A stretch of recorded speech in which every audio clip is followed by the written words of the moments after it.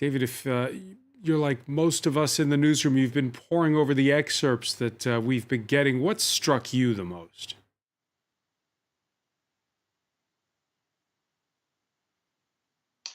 I think a general portrait of total disarray in the White House, and a word that leaps out, I think attributed to Chief of Staff John Kelly, is crazy town. It really is an administration in meltdown, and what Bob Woodward really brings home are the national security implications of this. We're talking major foreign policy decisions, possibly even military action, in the hands of a man who, frankly, according to this book, is just not up to the job. And the defense secretary is quoted as describing him as really like a schoolboy in his understanding. Certainly, it's extraordinary that he apparently rather flippantly ordered the assassination of the president of Syria, and the defense secretary disagreed with that. Also striking that he allegedly called his Attorney General Jeff Sessions mentally retarded, and mocked his Southern accent. And there's been some pushback in the US today from Southern senators, including Republicans, who so they're quite proud of their accent and heritage, and note that without votes in the South, Donald Trump would not have been president. So it's another devastating blow to the president's credibility. Another devastating blow, because back in January we had Michael Wolff's Fire and Fury book. As you're saying, it's those national security implications that make this book different.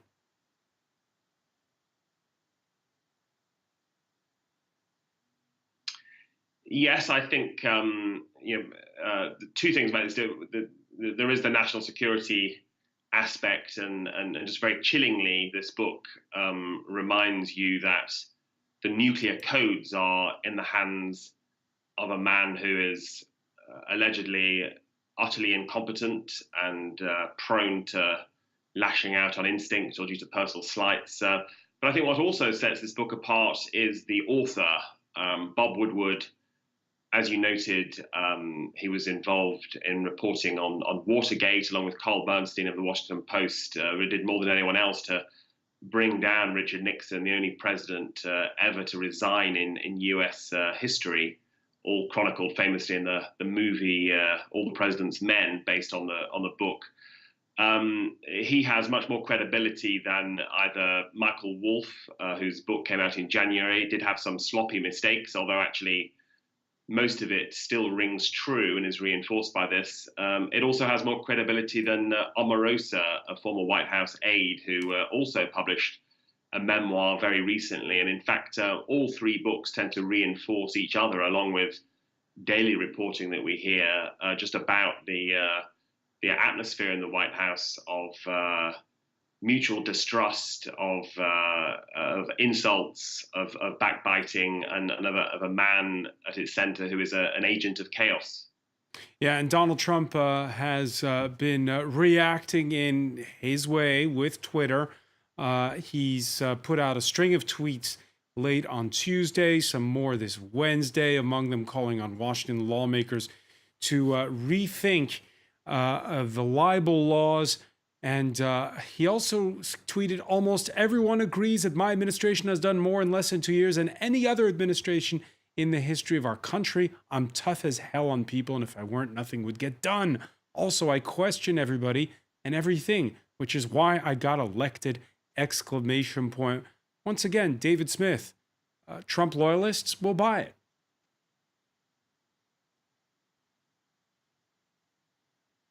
I think so, yes. In addition to all those tweets, in the phone conversation he had with Bob Woodward, he made claims about being the greatest president in history and doing more than anyone else. And yes, there's been this Twitter stream claiming the book is the opposite of truth, questioning is Bob Woodward a Democratic agent, when in fact he's a very distinguished journalist that even Republicans have said he's always hard but fair.